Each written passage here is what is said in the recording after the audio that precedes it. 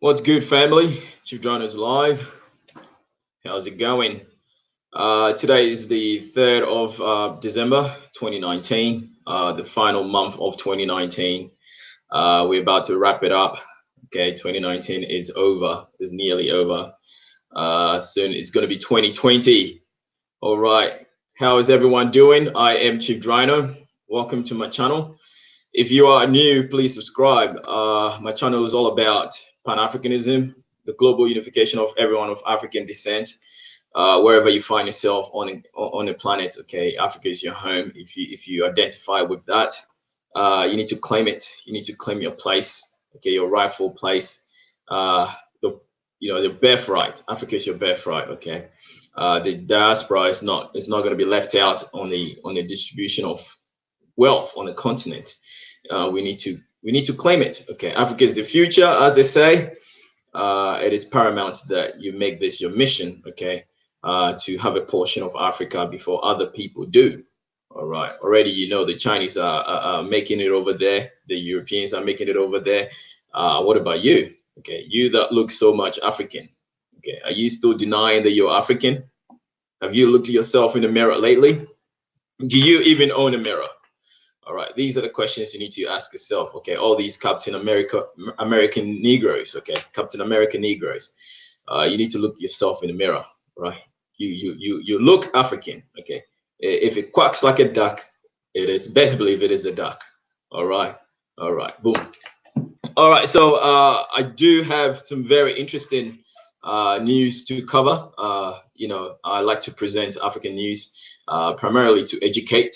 Okay, mine is to educate the young people of Africa primarily, or in the diaspora, about Africa. Okay, and the whole world, entirely. Okay, anyone who is miseducated about Africa, I'm here to give you proper education on Africa. And if you're new to my channel, please subscribe and help the channel grow. We are growing, so you want to be a part of this legendary channel. Okay. So again, I am Chief Drano. If you're new, please subscribe. Now, I do not have anyone here. I have sent my invitations out. Hopefully, some people get the notification. I know it's a bit early and late in the Western Hemisphere. Okay, but yeah, it's currently 5:56 p.m. Tuesday here in Australia, 3rd of December. So you have been excused, but if you do catch on the replay, please leave me a comment and let me know how you feel. All right. So there's nobody here, so I'm just gonna go ahead and jump into the news headlines for the week. I do have one very controversial one. I do have news from GhanaWeb.com. I have a couple of news from GhanaWeb.com, and 3 from AfricanNews.com, and also one story about Australia, one Australian history that is not taught to the mainstream, and many people did not, many people do not know about this history. As you know, Australia was colonized. The British landed here in 1788 and colonized the place and decimated the local population here. But one thing they couldn't do was live up north. Okay, African people or Aboriginal people have been living here for about 65,000 years to 100,000 years. They've adapted to the ecosystem here, and not surprisingly, the European hasn't left his or her continent until the 14th century. Okay, when they started exploring, they thought that the Atlantic Ocean was boiling. Okay, and you follow the horizon, so they didn't venture out to sea. But eventually, they followed the Africans and found a new land, and it spurred the adventure, okay, across the globe, and they saw how, innocent indigenous populations are, how welcoming indigenous populations are, how generous indigenous populations are, and they capitalized on them. They took them for granted, and they did not reciprocate. Okay, the benevolence given to them by the indigenous people that went on ahead. Okay, plainly put, murdering the indigenous people and taking everything they've got. All right. Indigenous people, people of African descent, or have always had in abundance. Okay, we do not compete for resources because everything is there provided for us. Our climate is great. We live in comfort. Okay, but the European never had any of that. So when the European ventured out of his or her harsh condition or climate, they just couldn't believe all the opportunities that were there, and they just saw indigenous peoples as fools, basically, for i.e. sitting on gold and didn't know what to do with it. Mansa Musa traveled and gave away tons and tons of gold freely to people, and the Europeans thought of Africans as fools for doing that. And the best thing they could do is, colonize us and, basically steal from us. So times are changing. It's 2019, and we're beginning to learn about these kind of history, and it's very, very important that we educate the young generation about this. Okay, those who do not know their history are bound to repeat it. Okay, I'll repeat that again. Those who do not know their history are bound to repeat it. And saying that history itself is bound to repeat itself. So it's great for you, okay, to know your history, so that when history repeats itself, you just know what to do. All right. So yeah, boom. So nobody's here still. So I am gonna go straight to the articles, and yeah. So the first one I'm gonna talk about is Ghana to launch the E-Cedi, which is the city is a Guinean currency, and I do not know why they're going this route, but as proposed for next year, January next year, they're gonna start implementing the eco currency. So eco currency for all West African states. So yeah, I do not know why they're doing this, but I'm not too sure. But this might be a move towards the eco currency. So we'll see. The article will speak for itself. So without much ado, I am going to go to the article. If you join me, please like the stream and invite your friends to join us. This is going to be my first article. Okay, Ghana launching the E-Cedi is a no-brainer. Innovation on time, right? Okay, so let me pull this up. At the 23rd National Banking Conference organized by the Chartered Institute of Bankers, the governor of the Bank of Ghana, Dr. Ernest Addison, said about the E-Cedi, it is just electronic money backed by currency, so the banks cannot create money. They are only having an electronic representation of the city at the Bank of Ghana that the Bank of Ghana puts into circulation. So it's not crypto. This is perhaps the most significant characteristic of the city, or the E-Cedi. It is not new. It is not new currency. It is not decentralized like Bitcoin and other cryptocurrencies. It might not even be completely incorrect to say that it is nothing new at all. The central bank is essentially making the Ghana cedi and the E-Cedi symbols interchangeable. So if you have 100 Ghana cedis at the bank, you might as well just say you have 100 E-Cedis in your e-wallet. It is really that simple. Okay, so money, they've been trying to put money, make money electronic for a very, very long time. I'm very surprised. I've been in Japan several times. As advanced as Japan is, they still carry cash around. You go to certain places, still have to use cash. So even here in Australia, you have to use cash. A lot of the Asian shops, you go to a shop there and get groceries or whatnot, they want you to pay them in cash. So cash will not go away, but certainly this is a step in the right direction to eliminate a lot of cash from our system into making it electronic. Okay, and that's going to help reduce a lot of these kind of petty crimes and robberies and stuff like that. All right, so boom.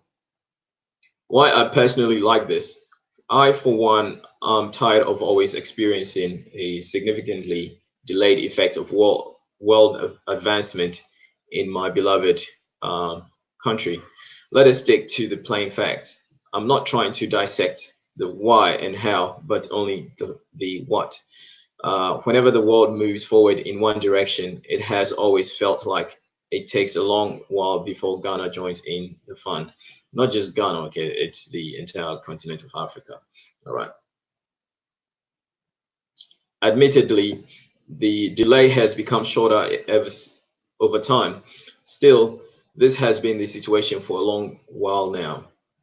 So Dr. Addison bringing news of an E-Cedi is directly in line with what other world players are doing. And for once, we are visibly on par with real-time technological advancement and development on a global scale. While the governor of Bank of Ghana was announcing the E-Cedi that same day, Benoit Benoit, a member of the executive board of the European Central Bank (ECB), was speaking on how the ECB was exploring the development of digital currency. He said, "A central bank digital currency could ensure that citizens remain able to use central bank money, even if cash is eventually no longer used." Venezuela has already launched its own cryptocurrency, the Petro. Okay, so the national banks of many countries are working on issuing digital currencies, not unlike Ghana's E-Cedi.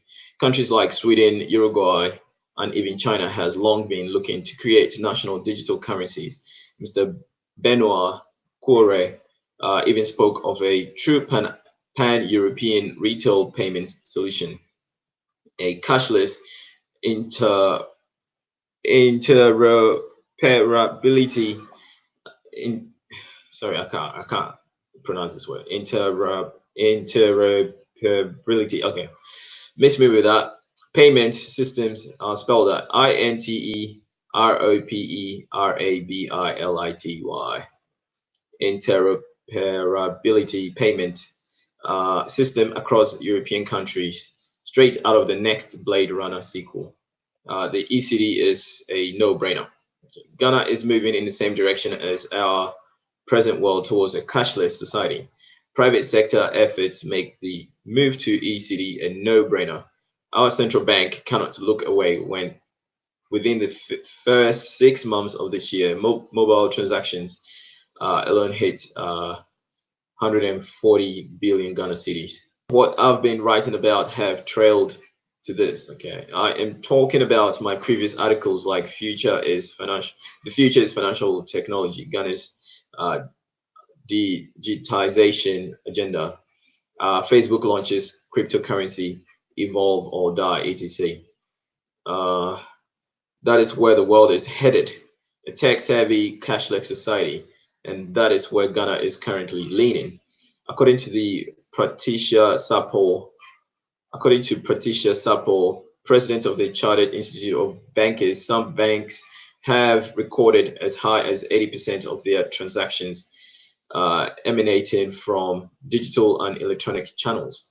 Correspondingly, Bank of Ghana plans to introduce the E-Cedi not too far from now. At the conference, Dr. Addison revealed the Bank of Ghana is also in discussion with key stakeholders to explore pilot projects in a sandbox environment on central bank digital currency, with the possibility of issuing an E-Cedi in the near future. Cocaine Kels, thank you for joining the stream, family. Appreciate you for coming through, beautiful sister. How's it going? So the Bank of Ghana is also in discussion with key stakeholders to explore a pilot project in a sandbox environment on central bank digital currency, with possibility of issuing an E-Cedi in the near future. Last week, Bank of Ghana also authorized Ghana Commercial Bank's GCB Bank to issue E-Cedi in a similar fashion to how mobile money currently works, Dr. Addison added. In its issuance of electronic money, GCB Bank would create electronic value backed by equivalent cash, which will afford customers to have access to electronic wallet issued by GCB Bank Ghana. So it's going to happen. Dare I say, E-Cedi is already here. So Facebook's Libra catalyzed all this. Okay, so ever since Mark Zuckerberg had the praiseworthy audacity to announce a centralized global cryptocurrency called Libra, many countries have expressed concerns over stable coins and its applications, as well as implications. Why?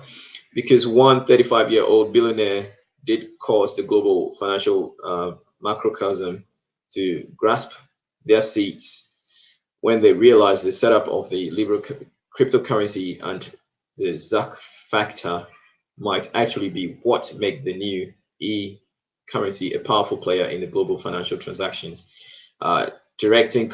competing with national currencies or competitions with national currencies. Okay, so in September 2019, France and Germany both agreed to block Facebook's cryptocurrency Libra. Their governments said no private entity can claim monetary policy, which is inherent to the sovereignty of nations. Yes, today Libra poses a global disruptor, but that's only because it effortlessly meets consumer needs and has no shortage of consumers, especially with Facebook being the biggest social network worldwide with 2.45 billion monthly active users as of the third quarter of 2019. This is why every central bank and regulator is coming up with ways of meeting those needs themselves. But I digress. Okay, what does the E-Cedi mean to you? In a way, it means the government is somehow getting into Momo business. I'm not too sure what that Momo business means. Without the transfer charges, I hope. It's a win for the consumer when variety arises. Plus, we're headed there anyways. Rwanda, Russia, Pakistan, and many more countries have been rumored to be working in digital currencies at this point. It's inevitable. The E-Cedi is practical, not radical at all. You will have an electronic wallet within which you'll store your E-Cedi, just like with mobile money wallet on your phones. The massive popularity of digital currency, in our case, the mobile money, necessitates this. Okay? The private companies naturally innovate faster. In this case, I like the government's pace on the much timely innovations of national digital currency. So what is digital currency? So digital currency is basically money in digital form. There is nothing physical to touch, no banknotes, no coins, or no nothing. All digital. It can only be accessed with electronic devices like mobile phones, tablets, and laptops. That's why it can also be called electronic money, electronic currency, cyber cash, or digital money. It works just as well as physical currencies. One main advantage is that it allows the instant transactions that borderless transfer from one person to another. Some digital currencies like mobile money and like the E-Cedi are also claims on other forms of money else or somewhere else, like financial institutions. For example, 100 Ghana Cedi in your mobile money wallet is a claim on 100 Ghana Cedi cash at your mobile money vendor. One E-Cedi is correspondingly a claim on one Ghana Cedi. Maxwell Ampong is the group CEO of Maxwell Investments Group, a trading and business solutions consortium He is also a lead consultant for Africa Center of Energy Research and Economic Intelligence, ACEREI. He works with a team of motivated professionals governed by industry experts with experience spanning over a century. He writes about trending and relevant economic topics and general perspective pieces. Okay, so boom, that was that article. So yeah, hooray! You should be excited. Okay, you know, Africa's rising, family. Look what they're doing. Okay, they're moving forward, and majority of Africans have mobile phones. Okay, because of lack of telephone infrastructure, most people have mobile phones for ease of use. So mobile money is nothing new to Africa. It's actually mobile money actually started from Africa, from Kenya, called M-Pesa. Okay, so you need to look into that. So Africa is moving in the right direction. Ghana herself, okay, Ghana has no excuse. Okay, Ghana has all the natural resources and the wealth to be a first world country.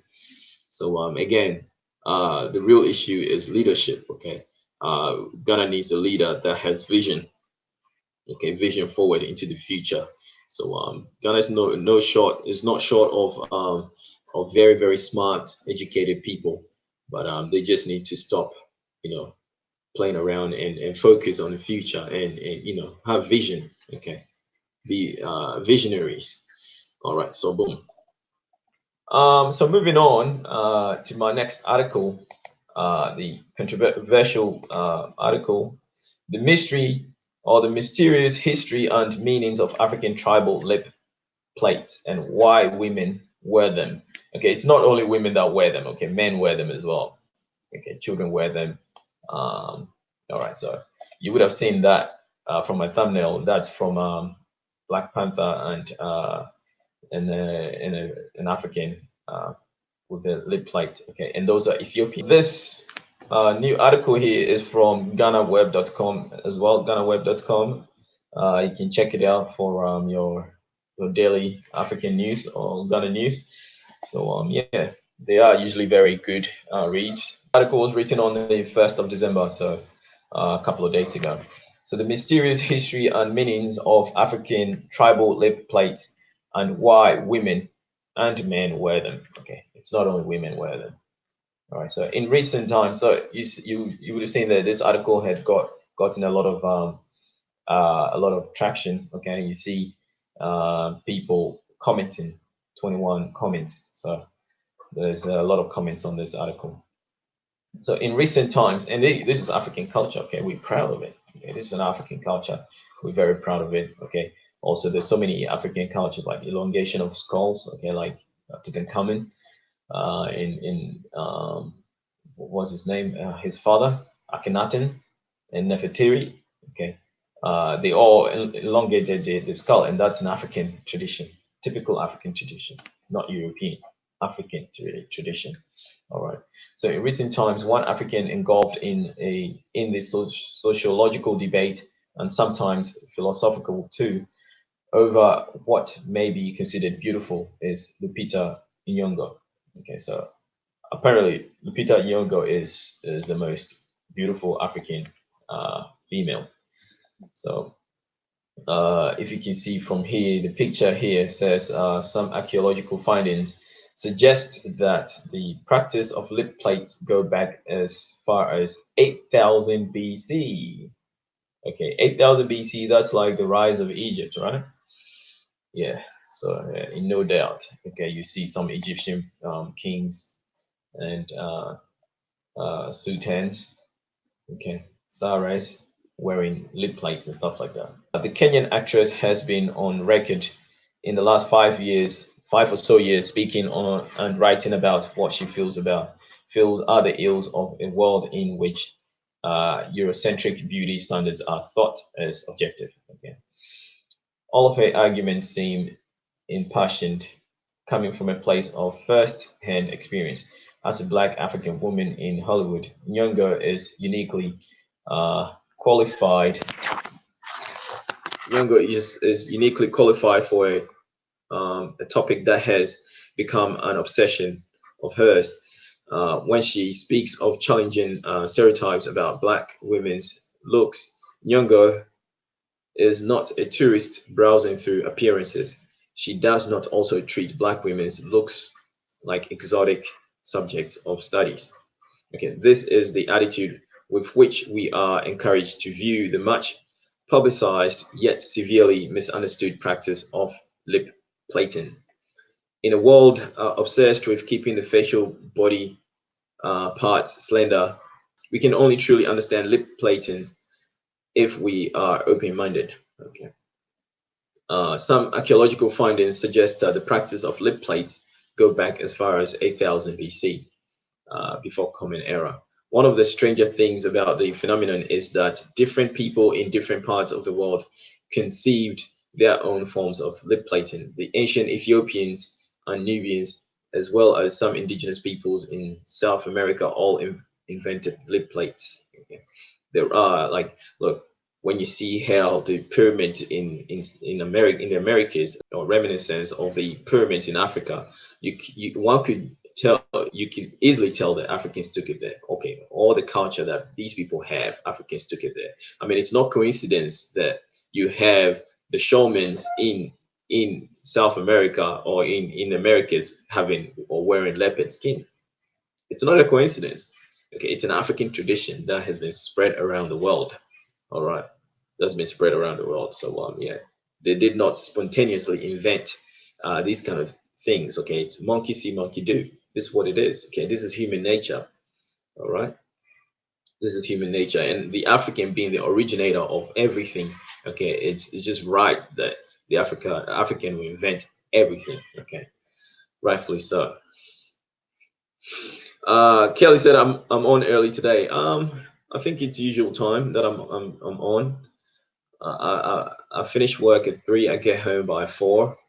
Um, and I relax, read some articles, and then I decide if I want to present some of these things. And yeah, I started presentation a little bit before 6, so it's currently 6:24. So I ended off saying how Africans invented everything. Okay, everything. Okay, and I mean everything. Africans invented everything. Okay, and took it around the world. So yeah.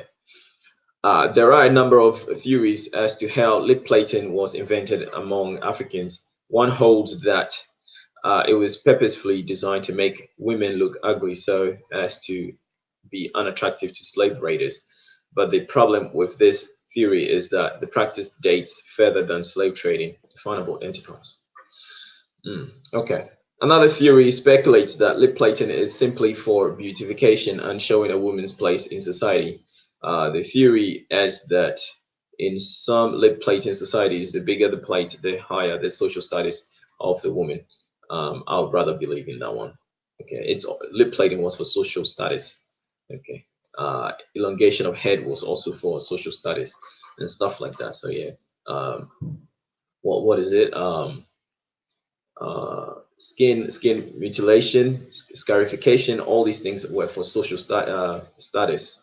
Okay, so you see warriors with a lot of as you saw in the Black Panther movie, you see Killmonger with all these scarifications showing how many people he's killed, so signifying that he's a great warrior.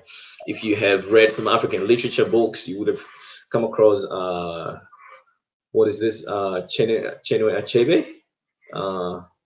One of his stories was speaking of one of the warriors having a lot of scars, signifying how great warrior he is.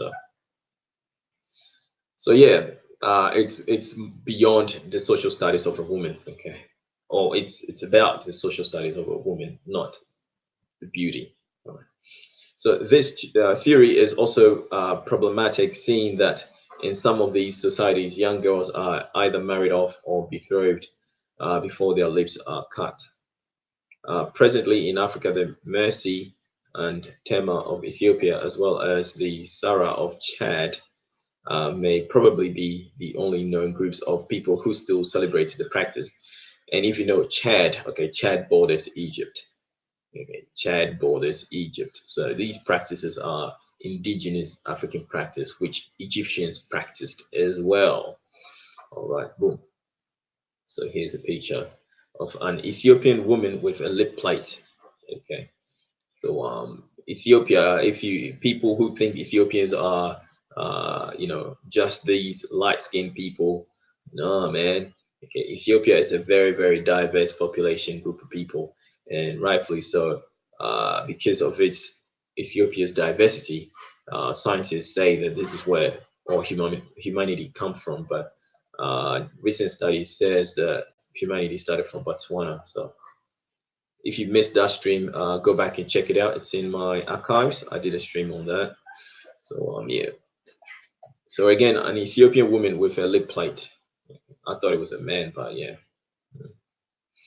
More than anything else, lip plates have become the signifiers of the people's identity. The plates distinguish the tribes from any others in the eastern region of Africa, but it helps to know that the lip plate culture differs among the people. While the Sara will put the plates in their upper lip, the Ethiopian ethnic groups have it in their lower lip. Okay, lip plating among the Ethiopians has become the most famous in Africa, attracting both tourists and sociologists from around the world. Among the Mersey, when a young man reaches the age of 15 or 16, her lower lip is cut and held open by a wooden plug until the wound heals. The healing process could take up to 3 months. Okay, might be agonizing, but yeah, I do not want that in my lip. Okay, no, thank you. But this is optional, contrary to the belief that lip plating is a rite of passage. Um, it is the prerogative of the young woman to uh, decide how she likes her lips stretched or if she wants a plate at all. Okay, when a woman is determined, she could take up to a plate of over 12 centimeters in diameter. Oh my goodness, in diameter on her lip. So why would anyone choose to go through this conceivably excruciating pain? According to the African culture curator site Hadithi, lip plating is to its performers as opera as to Europeans. Hadithi notes the lip plate tradition is valued by both parents because it indirectly means that the father's number of cows will increase when he is paid a dowry. Any woman who must marry a Suri or Mercy lady has to be wealthy because her dowry usually falls between 40 cattle or for the small plate and 60 for the large plate. Yeah, and cattle is not cheap. Okay. In Australia, we have the Angus beef cattle. Okay, and those cows sell for up to about $5,000 each. Okay, the Angus beef cattle. So yeah, wow. So for what it is worth, lip plating adds to vibrancy and variety of the African experience, even if as a student from outside may not understand it, but simply appreciate the culture. So it's all about appreciating the culture. Okay, you do not need to fully understand it, but this is the African culture. Okay, you need to respect it, you need to appreciate it, and it is what it is. Okay, not everyone in Africa runs around with a lip in a plate a plate in a lip. Okay, it's only for certain people, and as is okay, it's for status. Okay, status, showing how wealthy one can be.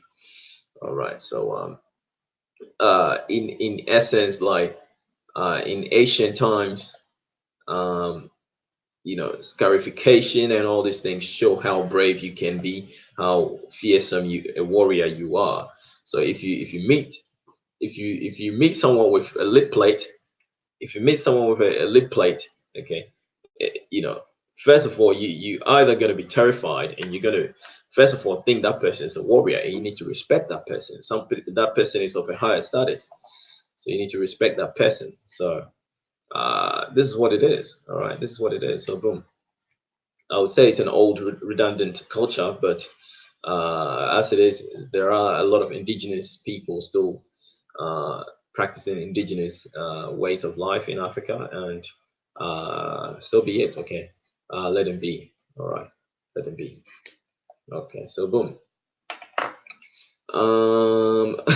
Why is it funny, Miss Kills? Can you explain why it's funny? You are on early today. You said that before. Okay, I read that. Okay, so any more questions in the chat before I move on to the next one? What do you think about the lip plating? Do you understand it? Do you accept it as an African culture? Are you perturbed? Are you disturbed about it? For me, it doesn't bother me. Okay, as long as I'm not the one wearing the lip plate, I'm not bothered. All right, that's it. Boom. Okay, moving on. Some bizarre news from moving on to AfricanNews.com. This one is a short read. The Nigerian government is calling out the the Nigerian people, or the citizens of Nigeria are calling out to the Nigerian government after the Nigerian first lady came out saying that the government needs to censor social media. So she caught a lot of backlash. Okay, and we'll deal with that. All right. So this article is from AfricanNews.com. So emulate more than China's social media censorship. Nigerians, their government. Okay, so here you have the Nigerian's first first lady. And this article from Daniel Mambiri, okay, Nigeria. So Nigerians reacted to the country's call for social media regulation by tasking the government to match China's development rather than simply emulating its social media censorship policies. The reactions followed a call for social media regulation by Nigerian First Lady Aisha Buhari. So Nigerian president is Muhammadu Buhari, and this is his wife. So the First Lady told the Nigerian Supreme Council for Islamic Affairs General Assembly and National Executive Council meeting over the weekend that social media ought to be regulated before it gets out of hand. So the backlash is the people are saying that you need to copy China's developmental aspirations, not social media's censorship. Okay, China has built high-speed rails, better roads, better infrastructure, blah blah blah. Okay, better medical system, better education facilities. But Nigeria hasn't done any of those. But then Nigeria wants to copy China's censorship, ways. I mean, mind you, China built all its infrastructure and everything else before, issuing the censorship, basically to protect its sovereignty and assets. Okay, that's the whole purpose of that. But Nigeria has none of that. So if you bring in social media censorship, okay, you are impeding on people's rights to develop and have free thought, and free expression. Okay, the sharing of ideas. All right, so boom. If China can control over 1.3 billion people on social media, I see no reason why Nigeria cannot attempt controlling only 180 million people. She reportedly said, we should either fasten our seat belt, get up and do the needful, or we will all regret it very soon. Nigerians online were not amused by the statement that comes as the Senate considers a social media bill. So here are some tweets. Okay, dear Aisha Buhari, this is King Noni. Dear Aisha Buhari, China also kills their corrupt politicians. We would love Nigeria to start practicing that first. So yeah, that's a good comment. Your aide stole over 2 billion naira. Where he saw that money, only you know. Okay. So that's a very good tweet. NG, if China can control over 1.3 billion people on social media, I see no reason why Nigeria cannot attempt controlling only 180 million people without issuing social media ban. Okay, so this from M Abba. If China that has 1.3 billion people can have almost zero unemployment, what of Nigeria that has only 180 million? If China that has 1.3 billion people can have good roads, water, hospitals, schools, etc., what of Nigeria that has only 180 million people? Aisha Buhari should advocate for this. Okay, so that's a pretty good one too. So Young Otutu also tweeted, if China can do this, if China can do that, we can't copy China to become a country that produces electronics. We cannot copy China to become a superpower. We only want to copy China when it comes to repressive policies. The Aisha Buhari delusion. Okay, so there's a lot of backlash for her, right? I agree with Aisha Buhari that China regulates TV. Aisha should also agree with China on the policy of hanging corrupt politicians. She should also agree with China on limiting the family members of their politicians from studying and living abroad. Okay, hashtag Momfa Naira Mali, etc. Okay, boom. So yeah, I mean, Nigerians are disgusted. I am disgusted. Okay. These people have their priorities misplaced. Mr. Niger Boy, thanks for joining the stream. I appreciate you coming through. That's not gonna happen. Yeah, that's right. I mean, people are not gonna have it. Okay, Nigerians are gonna protest. Okay, she's a crazy woman. She's very deluded, so delusional. So yeah, it's not gonna happen. So yeah, that's it for that article. So yeah, moving on. So yeah, Mr. Najabo, I appreciate your contribution there. Okay, you believe that's not gonna happen. Nigerians are not gonna have it. Okay, so moving on to a more trending news. Okay, African news reports. I think last week I reported on Benin, or a few weeks. Benin was moving away from the CFA franc. Okay, and a week later, the European Union ambassador to Benin, or diplomat to Benin, was advocating or inciting protest in Benin, and the Benin government ousted him, told him to go home, which was just great. So I'm not surprised this week. This week, more articles have followed on that. Okay, so African governments are waking up and getting some balls. Okay, it's about time. It's about time African leaders grew some balls. African countries protest rogue diplomats. Zambia, Benin, Rwanda, Somalia, DRC, Burundi. Okay, so he is the Rwandan president, Paul Kagame, and I think the what's this, EU ambassador. I'm not too sure, but diplomacy is a delicate business that is duly defined as the art of dealing with people in a tactful way, and comes in handy on occasions where different countries' interests collide. African nations pay host to different diplomats who weigh in on the affairs of their host government, and in the process take the risk of unsettling the relations between any two countries. Diplomats are often granted certain privileges and immunities to ensure that they may effectively carry out their duties, and also allow for maintenance of government relations, including during periods of difficulties and armed conflicts. Okay, so while diplomats may not be prosecuted by the host countries, they can be ordered to leave, often within a short period of time. Okay, so this is what we read last week, right?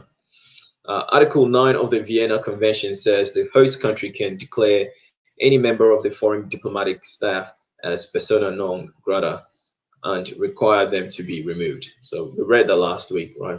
This can be done by a state at any time and without having to explain its decision, it adds.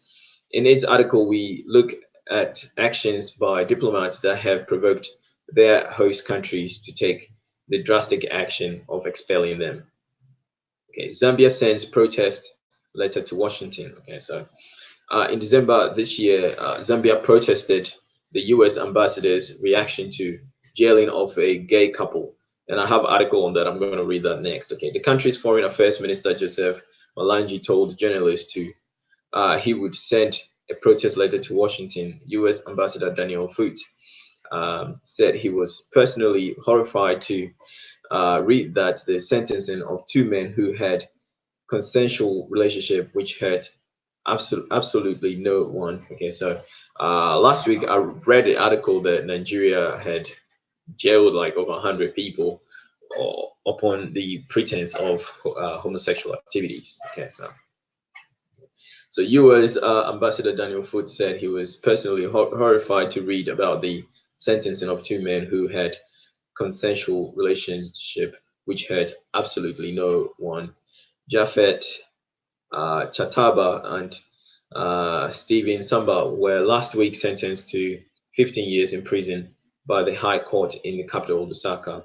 The question, judiciary's decision by a representative of a foreign government, is tantamount to questioning the Zambian constitution, Balanji said. Until the Zambian constitution is changed to accommodate that, court will always rule according to the Zambian constitution. Homosexuality is illegal in Zimbabwe. Okay, bear that in mind. Homosexuality is illegal in Zimbabwe, in majority of African countries. All right, boom. One, it's against the African. Okay, homosexuality is against the African. It's a threat to the existence of the African. Okay, this is what it is. So yeah, must I go back on the background of the homosexuality agenda? It's all about depopulation. They've tried everything possible to depopulate Africa. Okay, during the slave trade, okay, they moved a whole lot of Africans out of Africa. About half the population of Africa was moved out into foreign lands. Okay, and in the 70s, they did that through vaccines, introducing HIV virus into the African population via vaccines, polio vaccines, malaria vaccines, and whatnot. Okay, but yet still the African still thrives. Okay, and now they can't do anything. They want to push the homosexual agenda. Okay, so Africans will stop having children. This is all it's about. Okay, this is what it's about. So the Benin expels EU ambassador. So we read that last week. Benin in November 2019 ordered the European Union's ambassador to the country to leave, citing political interference. The statement described Ambassador Oliver Nett as harmful, whilst reiterating that the West African country had nothing against the EU. He has interfered too much into domestic affairs, an anonymous government official told the AFP news agency as saying. He constantly calls on civil society to protest against the government. Okay, and I spoke about it last week, as a lot of the overthrow of the government in Africa were through these sort of form of instigation. Okay, using puppets to overthrow African leaders. Okay. So yeah, Rwanda expels German ambassador. Germany's ambassador to Rwanda, Dr. Pete Wester, left the country on left the country on March 30th, three months after the Kigali government told authorities in Berlin they would no longer work with him. Yet Rwanda accused Wester of making inappropriate and abusive remarks towards the country and its president, Paul Kagame. He made inappropriate remarks about Rwanda and about our president. We wrote to Germany showing how or why we could no longer work with him, and they decided to recall him. Our relationship with Germany remains strong. Olivia Nduhungirehe, okay, I'm sorry I butchered that, State Foreign Affairs Minister told East African newspaper. Wester presented his credentials in October 2016. The details of West's inappropriate and abusive remarks are not yet known. This is the second time Rwanda is expelling a German envoy, having ordered the German representative to leave the country in 2008 after the arrest of its former chief of protocol, Rose Kabuye, at an international airport in Frankfurt. So Somalia expels UN envoy. This week, Somalia expelled the special representative of the UN Secretary General for Somalia, Nicholas Haysom, accusing him of interfering with national sovereignty. Haysom had written a letter dated December 30 to Somalia's Interior Secretary or Security Minister, expressing concern over the alleged involvement of UN-supported Somali security forces in the arrest of Maktar Rabah on 13th of December, the deaths of 15 civilians on the 13th, 14th, and 15th December, and the arrest of approximately 300 people involved in the demonstrations on 13th, 14th, and 15th December. Okay, so Rabo, the individual referred to in the letter, is a former Islamist Al-Shabaab militant whose bid to become a regional leader in the country in an election last month was blocked. Okay, so DRC expels EU envoy. So last month, the Democratic Republic of Congo took a decision to expel European Union ambassador Bart Ouvry as a reaction to the renewal of EU sanctions against Congolese officials, including the ruling coalition's candidate in a presidential election. The government had lobbied to have the sanctions against its officials lifted, but the EU Council voted in December to maintain the sanctions, which were first imposed in 2016. So yeah, get rid of him. Okay, if you're not going to do as we wish, you don't deserve to be in our country. They need to remove every foreign entity in the Congos. They all must go. Okay, this is the only time Congo will see some peace. Okay, all these foreign entities in the Congo need to go, ought to go, have to go, must go. Okay, must go. They need to be driven out. All right. So take the fight to these foreign entities. Take the fight to them, not to your own brothers and sisters.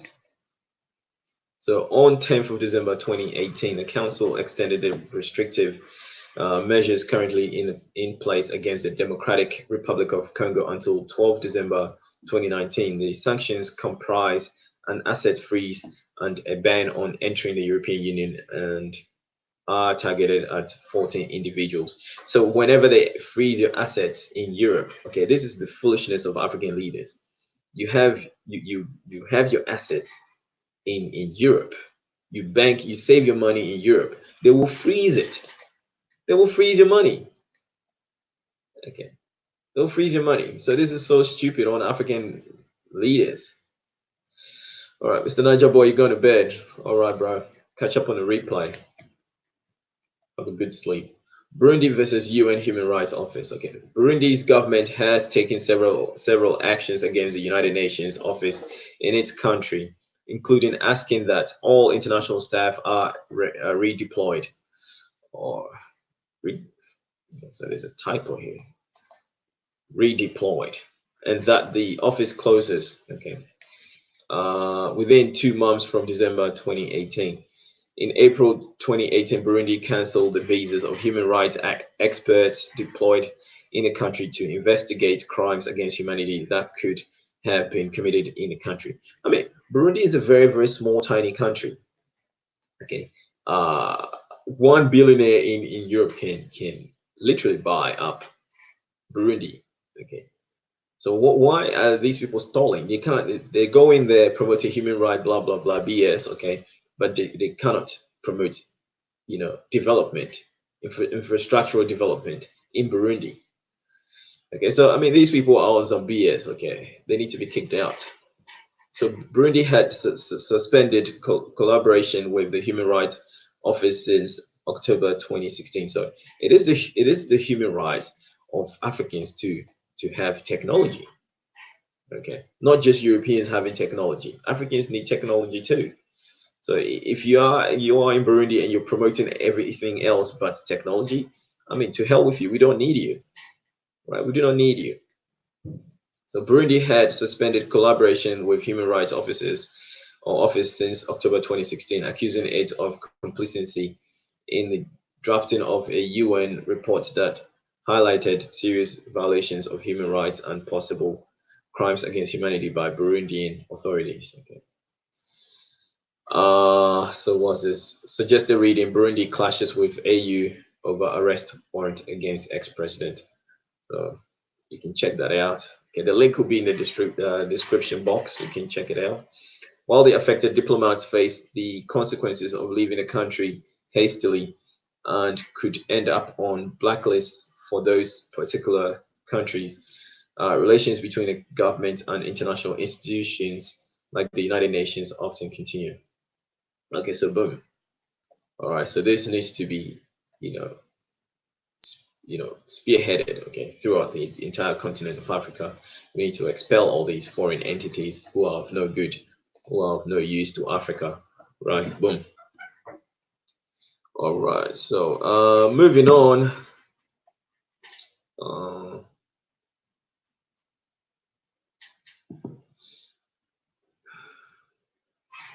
so moving on to the related article, Zambia telling the let me stop this and let me share the next one. Zambia tells. So again, they keep pushing the gay agenda, right? So bear in mind, okay. Zambia tells pro-gay U.S. envoy, Trump's policies are pro-family, anti-gay. Okay, so yeah, uh, just a reminder for him. So here, all right. The United States ambassador to Zambia says local government officials have condemned him for saying he was horrified by the sentence of a local gay couple to 15 years in prison. Okay, 15 years seems a bit too harsh. Okay, 15 years for homosexuality seems a bit too harsh. But yeah, that's the law. If you break the law, you go to jail. All right, you go to jail.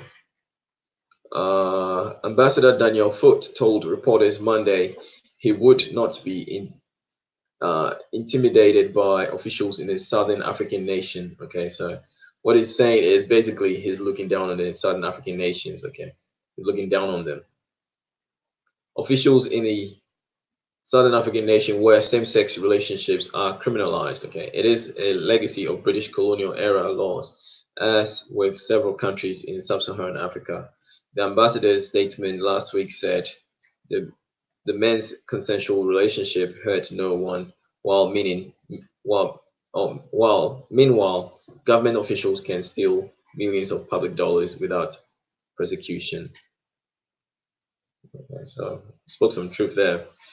It is clear to all observers that by his actions, by his public statements, by his tweets, by his key appointments and policies, President Donald Trump is pushing pro-family policies and has taken a strong stance against policies that promoted wanton procuring of abortions. Let me have a look at my email. No one has emailed. Nobody wants to join, so I'll move on. So Zambia's Foreign Affairs Minister Joseph Malenji says the government is sending a protest letter to Washington over the remarks and accuses the ambassador of meddling in Zambia's internal affairs.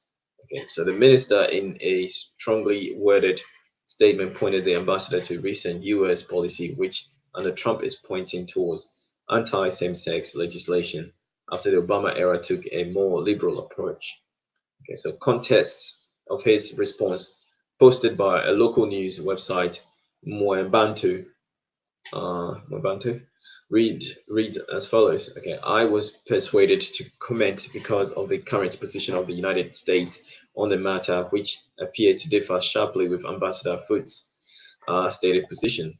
Okay, but what is happening in the United States about the lesbian, gay, bisexual, trans, and queer, summarized in the now famous acronym LGBTQ question mark. Okay, it's confusion, right? It's confusion.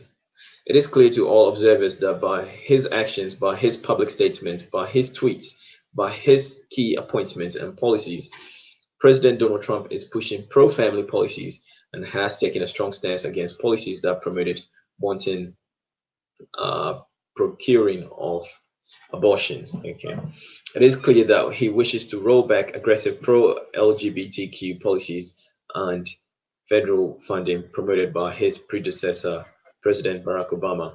It should be stated that President Obama hurt us. Obama hurt Africa, he added. Indeed, okay, I'll take that again. it should be stated, okay, it should be stated boldly, okay, that President Obama hurt us. Obama hurt Africa. Okay. He sanctioned the killing of Muammar Gaddafi first and foremost. All right, first and foremost. All right, and he will not be forgiven for that. All right, boom. Okay, so that was the lot on African news. Okay, current African news as of the 3rd of December 2019. Yeah, 3rd of December 2019. It is summer here, but it is pretty cold. Yesterday was very cold here in Melbourne. Very, very cold. We experienced 8 degrees in summer. And yeah, not that it's not that it's strange for Melbourne, but you know, it is cold, I'll point out. All right, so that's about it for African news. There's one more article that I wanted to share since nobody is interested in hopping on. I want to use that. I want to finalize my stream on that. Talk about things happening in Australia. Present to you some Aboriginal Australian stories and stuff like that. So yeah, Aboriginal Australians are part of our Pan-African family. All right, so if you don't know by now, if you see my forehead, okay, you see my brow ridge, okay, it's very similar to the Aboriginal Australian, okay, and in fact, I do have Aboriginal Australian ancestry. I am of a very, very weird ancestry. I'm very, very mixed individual, okay, and my DNA ties me to Australia. Yeah, so without much ado, I'm gonna go into that article, okay. If you're interested in seeing my DNA, I have a short video on that on my channel. You can just type in my DNA, you can find it, and yeah, it's one of my most watched videos as well, so check it out. So this article is going to wrap up my stream for the day. Okay, so the doomed attempt to claim Australia's north by the British Empire. All right, so this was aired by BBC News. ABC News, Australian Broadcasting Corporation. Okay, so we'll share that. So the ABC News at World's End. So it kind of sounds like a title from was this sequel, Pirates of the Caribbean, which I love so much. Okay, Pirates of the Caribbean. I love pirates, by the way. Arr, okay. Who knows it? Treasure Island song. Okay, is it 15 men? 15 men in the dead man's chest. Ho ho ho, and a bottle of rum. Drink and the devil had down for the rest. Ho ho ho, and a bottle of rum. Yeah, I love me my pirate movies. Arr. All right. All right, Kels, you're still here. I'm still here just laying down. Oh, I appreciate you listening to me. I appreciate you. I hope you're learning something though, so something new. I hope you're learning something new. So yeah, something new about Australia. Okay, so 1878. Okay, the British landed here after they've been kicked from the United States or the US. They've been kicked from America. They maintained Canada. Okay, they started looking for new lands and they came to Australia. But before they got here, the Dutch were already here. The Portuguese have already been here. The Chinese were already trading with indigenous Australians or Aboriginal Australians. The Egyptians were already here. Okay, so there you go. My ancestry is predominantly North African, 60% Berber. Okay, 60% Berber. I descended from Ramesses the Third. Okay, Ramesses the Third. This is my DNA. All right, so if Egyptians were already here in Australia, they would have brought the Egyptian or the African DNA down here. But the original people of this land, African people, or we call them as Aboriginal people or Black people, okay, they've been here 100,000 to 60,000 years.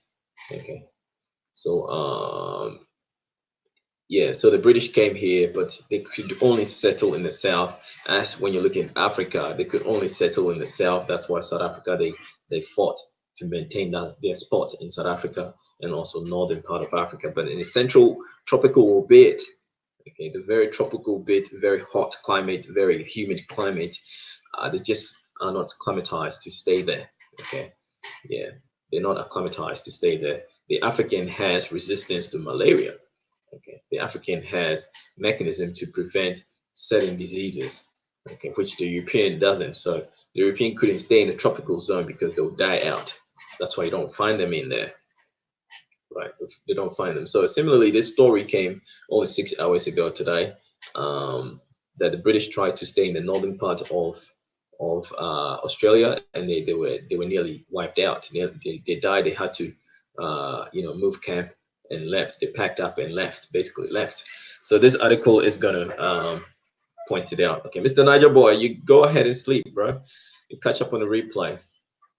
All right. So yeah, boom. So at war's end, okay, in 1838, the British came to colonize northern Australia, doomed to fail. They sailed home 11 years later, and as they left, the local indigenous people didn't celebrate; they wept.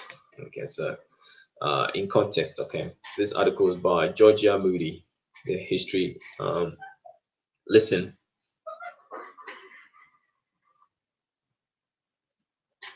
So this is a beautiful photo of the northern seas of Australia. Okay, Australia is very, very beautiful. Very, very beautiful. So, Miss Kells is still here. I appreciate you. Appreciate you. So the ruins of Port Essentine are incredibly remote even today. From Darwin, you drive southeast for a few hours through Kakadu National Park and into Arnhem Land. Okay, then you take a left on an unsealed road towards Carrick Gunak. Okay, so I'm not going to read the whole of the article. I'm just going to read some key points to you. From Darwin, you drive southeast for a few hours through Kakadu National Park and into Arnhem Land. So if you're visiting Australia, Kakadu National Park is very, very beautiful. It's a must see. Okay, I've never been there, but I'm looking forward to making it there in the near future. So yeah, it's very, very beautiful land. Okay, so yeah, then you take a left on an unsealed road towards Garrick Gunak Balu National Park, a huge peninsula that bends backwards towards or back towards Indonesia. Okay, so these are beautiful seas. Okay, beautiful, beautiful images. All right, beautiful images. All right, these are beautiful beaches. The soil here is okay, the red continent of Australia. All right. These are pictures of Aboriginal people here. Okay, so today this country is home to 5 different indigenous clans who all speak the same language, Iwaja. So I can only pronounce one Aboriginal Australian word, Waranjeka, which means welcome. All right, that's all I can say. Yeah, I try to speak it, but yeah, it's a little bit difficult for me. But I'm very good at languages. I speak over almost 10 languages. Okay, almost 10 languages. So yeah, I can learn any language. So yeah, so next you need to cross Port Essington, a harbor so big the British boasted it could hold all the ships in the world. On the same overlooking a white sand beach are some stone ruins of settlement a small group of British Marines called home from 1838 to 1849. So these are the clips. Okay, they had come to colonize, but ultimately it was they who would be challenged and changed. Okay, uh, there are some amazing stories of Aboriginal people and the British treating each other with respect, says Don Christopherson. And a member of the Moran clan of Western Arnhem Land, he has spent years researching the history of Port Essington. It just goes to show that all those years ago we could get on without killing each other, he says. So you have someone like this, okay, someone like this, an Aboriginal person like this is definitely definitely mixed. with European. Okay, it's definitely mixed with European. The original Aboriginal is very dark. Okay, very, very dark. Okay. So a forgotten place. The stone ruins are eerie, surrounded on all sides by dense eucalypt trees or forest. The haunting cries of black cockatoos fill the humid air. It's got the feel of forgotten place, says Mark McKenna, professor of history at the University of Sydney. Okay, so these are the ruins. Okay, British ruins from 1800s. Okay, basically deserted. Right, they just left it and took off because they were dying out. So Port Ernstine settlement was an attempt to claim Australia's north by British Crown. The intention was to assert British sovereignty in the north of Australia and to make it clear to other imperial powers that Britain was going to defend its claim, Professor McKenney says.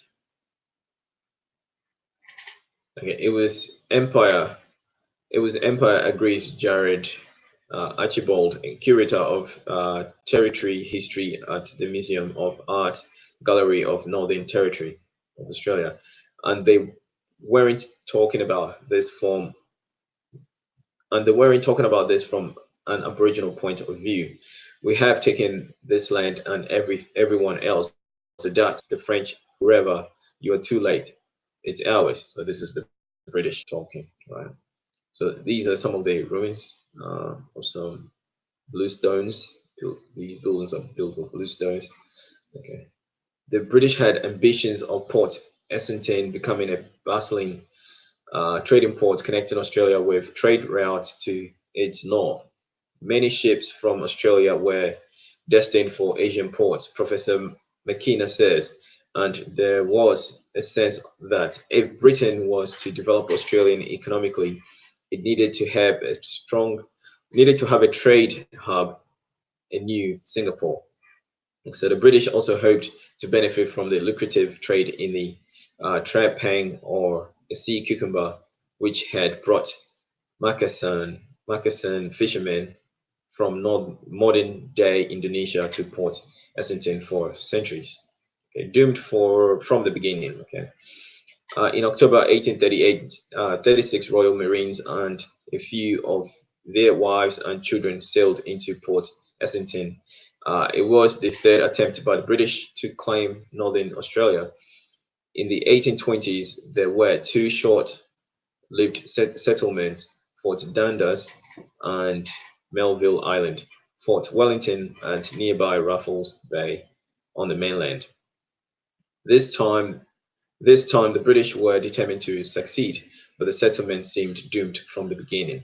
Okay. A year after the British arrived, a cyclone destroyed almost all of the buildings in the fledgling settlement. Okay, so if you know anything about Australia, Australia is very, very prone to cyclones, and a lot of this Australian climate is very, very, very harsh climate. Currently, there are bushfires everywhere. So much fires in the neighboring state that you will see smoke in the air in Sydney. So you would have seen it in international news. Not the kangaroos, the koalas being killed and stuff like that, and the threat of being extinct and stuff like that. So Australia is very, very prone to very, very harsh climatic conditions. So yeah, the Marines led by Commandant John MacArthur struggled to adapt to life in the tropics. Indigenous people of that region lived very well, says Nicholas Evans, professor of linguistics at the Australian National University. So the billabong's full of barramundi. So barramundi is a type of fish, very, very delicious fish in Australia. If you haven't eaten it before, find it and eat it. Okay, it's very yum. Lots of different wild yams. Then these poor old Brits turned up with their flour and their maggots and their hard tack and bully beef. Okay, strutting around under the midday tropical in their heavy uniforms. Mr. Archibald says it was another world. These are English people. These are English people either from England or from southern Australia, coming into a climate that is just so different, he says. The settlement was plagued by disease, and many Marines died of malaria and fever. At one point, the commandant joked darkly that the graves in the cemetery would outnumber the people who were left living there, Professor McKenna says. Okay, so if you know anything about Australia as well, like majority of Australia's population are in the southeast, okay, southeastern part. Melbourne alone boasting of almost 5 million people. Australia's population is 25 million. So the southern part of Australia has all the population of mostly white Australians. Yeah, and they just can't live in the up north, further north. They just can't live there. As skin cancer is one of the biggest killers. Even here in Melbourne, a lot of people get skin cancer. Anyway, so these are some of the graves from the 1800s of people that died trying to uh, colonize northern Australia. So the settlement showed no signs of becoming a booming trading port. Um, the Marquesans kept coming to harvest sea cucumbers, but they only traded with the Dutch, and the harbor was too far from established trade routes in Asia. The British government decided not to authorize the colonization of Port Essington, which meant the settlement would remain naval settlement, just as just a strategic outpost to ward off other colonial powers. So there's a beautiful painting of the place, okay, Port Essington. From repulsion to respect, okay, from repulsion to respect. Unlike elsewhere in Australia, the settlement at Port Essington was not marked by widespread violence or massacres. The British settlement was small, and they weren't making incursions into Aboriginal territory, Professor McKenna says. So the whole encounter was much more peaceful.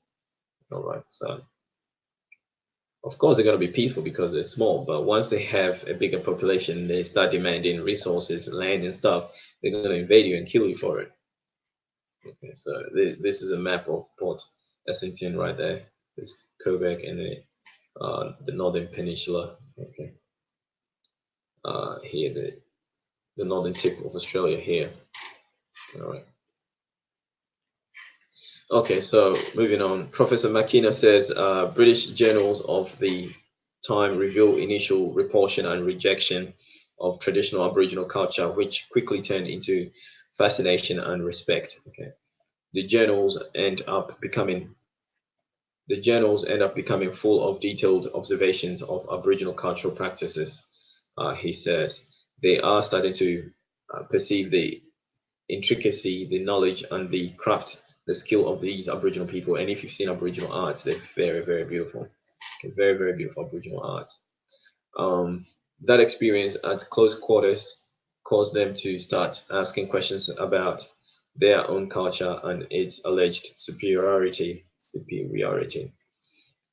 Because as they could see, Aboriginal people were living in this environment effortlessly, and they were learning from them how to live. Okay, but Christopherson notes that this closeness also brought terrible disease to their country because European brought a lot of diseases. Okay, like even common cold could wipe out a whole population of Aboriginal Australians. Flu, measles, yeah, syphilis, gonorrhea. All right. So yes, we didn't have the frontier violence, but we had the sickness, and it was just as devastating, he says. So World's End. So by late 1844, the British Marines had spent 6 years living in Port Essington. In his letters to the Colonial Office, Commandant John MacArthur began dropping hints about moving the settlement elsewhere or somewhere better. So there's a beautiful painting here. Aboriginal people working, and there's a port. It's a beautiful, very beautiful painting.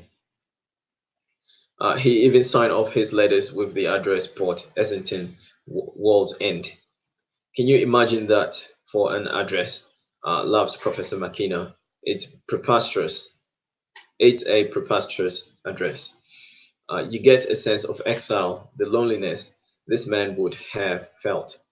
But the following year, it seemed clear that the settlement at Port Essington would fail, and yet it wasn't until late 1849 that the settlement was finally abandoned. Okay, so they just couldn't stay there. Upon learning the news, indigenous women are reported to have showed their grief by cutting their heads and faces with sharp flints. I don't know about that. For Christopherson, this demonstrates the depth of the relationship between his people and the British. Yeah, because they were marrying into the indigenous Australians and breeding them. Okay, that's why you find this man here, and you find a lot of Aboriginal people don't look Aboriginal anymore. They look half Europeans. Okay, people like these. Okay, these are as a result of Europeans mixing with them. Okay, so yeah, mulattoes. Right, by saying that, okay, they're proud of their indigenous ancestry. All right. Uh, if people are going to stand on the beach and cry for you and have sorrow in their hearts, they must have a good relationship. Yeah. Over the next 3 weeks, MacArthur and Marines packed up. Okay, they eventually left, not really staking their claim in any real sense to that part of Australia. Professor McKenna says the British were defeated. Yeah, they were defeated by nature. Okay, very soon they can't be in the United States. They can't be anywhere else. They have to go back to Europe because everywhere is going to get hostile. The climate is going to get hostile for them. Okay, Australia is getting hotter and hotter and hotter every year. Okay, climate change every year, so they just can't stay here. They have to go, and nature will defeat them. All right, they'll be defeated by nature. Okay, so here it says the British were defeated, but their time spent with Aboriginal people would stay with them. Okay, so this is one rare story that you read where Aboriginal people want the British to stay. Uh, just a couple of weeks ago, a young Aboriginal man, 19 years old, was shot by police and killed by police, and Aboriginal people were protesting and very angry, saying that they could even ask the prime minister to leave. They could ask the prime minister to leave. So yeah, we're seeing some development there. Okay, very soon it will start with the Aboriginal flag behind me, the Aboriginal flag becoming the national flag of Australia, and we're gonna be seeing Aboriginal people taking position of power in governance. Okay, in government. So coming back to this, but their time spent with Aboriginal people would stay with them as they, and I pointed out those that suffered wouldn't want to remember anything about Europeans coming to Australia at all. Primarily, they even wanted they boycott the Australia Day celebrations because it marks the very day the British set their foot on the continent, all right, decimating and devastating Aboriginal populations. Okay, so I'll take that again. But their time spent with Aboriginal people would stay with them. As their ship sailed away, the crew performed dances they had learned from Port Essington. They loved these dances so much that they imitated them on the deck of the ship for weeks on end. Professor McKenna says that's a wonderful example of how Europeans could be mesmerized by indigenous culture and how it changed their own sense of themselves. Traditional owners Heidi Mildadme Cooper and Frederick Bird are thankful that the Port Essington settlement failed. Yeah, there you go. Of course, they're thankful that the settlement failed. Okay, so there's an Aboriginal young man, obviously mixed as well, but you know, this is an Aboriginal family that went fishing. They caught a crab. Very cute. Me and my family often sit back here at the entrance of Port Essington, Bird says. We often wonder, we could be sitting looking back towards Darwin, but because the settlement was abandoned, we're sitting back at our homeland and we're looking at pristine wilderness. All right. and we're so happy that it remained just as the bush like it should be. Okay, so we called, like, the forest, and we called the bush here. It's a beautiful place. My grandmother's country, adds Cooper. Okay, so here's Aboriginal Australians. Okay, Aboriginal Australian women. And for Christopherson, the history of Port Essington is a story Australians need more than ever.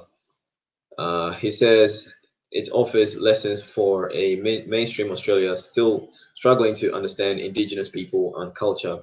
The English have been here for centuries, and they've had trouble understanding who we are as a people, understanding our language, our culture, and our connection to country.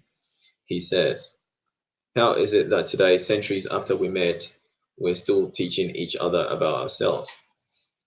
It is also a reminder, he says, that bridges can be built between cultures. At times, there was great humanity shown between Aboriginal people and the English, he says. And we need to tell these or those stories of great humanity, not just the stories of how we kill each other, but the stories of how we help each other. So yeah, check out the article if you want to read it for yourself. Okay, the article is in the description box. The bloody British couldn't stay in northern part of Australia, but because of technology now they can stay there because of air conditioners and better health care and stuff like that. They can stay there. But jobs in not Western, some in Western Australia, because those are harsh conditions and climates. But I've heard jobs in northern part of Australia pay a lot, especially engineering. People like myself from an engineering background, if we find jobs in northern Australia, they pay a lot. So I don't know. I don't know about that. I don't want to subject myself to cyclones and hurricanes, and stuff like that. But I kind of like a cool, climate myself. I hate it when it's very, very hot. My blood just boils. I just can't stand it when it's very, very hot. So yeah, but sometimes it gets too cold in Melbourne. As for my mom, she just can't. My mom is African, so she just can't take the cold here in Melbourne. But she's thinking of moving to Queensland or moving back to the continent of Africa. So we'll see how that goes. But yeah, I am Australian true and true, and I love my country. I love it here in Australia, and I love my people here. So yeah, boom. My channel is all about Pan-Africanism. Okay, the global unification of everyone of African descent. Okay, if you do have a skin color like mine, okay, you are of African descent. Okay, you are of African descent. Africa is the birthplace of all humanity. Okay, Africa gave birth to everybody. All right, so it's your birthright. All right, and this is what I promote. I want to be champion for Pan-Africanism. It's only through unity that we can have some power as Black people. Okay, and Africa is our Black power. Africa is our Black power, and we need to claim it. Okay, we need power. Okay, we need power. Okay, and power is what Africa needs to take her place on the global stage. Okay, 1.2 billion people, and estimated to be 4 billion people by the close of the century for the year 2100. I mean, this is power. Okay, imagine what we can do if we united. Okay, if we united, if we put all our resources together in unity, what we can do as a people. Africa will be a force to reckon with, undefeated, undeniable. Okay, and everybody knows it. The whole world knows it. That's why everyone is wanting a share. Okay, everyone wants a share of it. All right, family. Until next time. All right, peace. Love one another. Okay, love one another. Promote Pan-Africanism. Ubuntu. Okay, Black Power. Ubuntu, Black Power. Okay, okay. Boom. Ubuntu, Black Power. Okay. One love. Peace.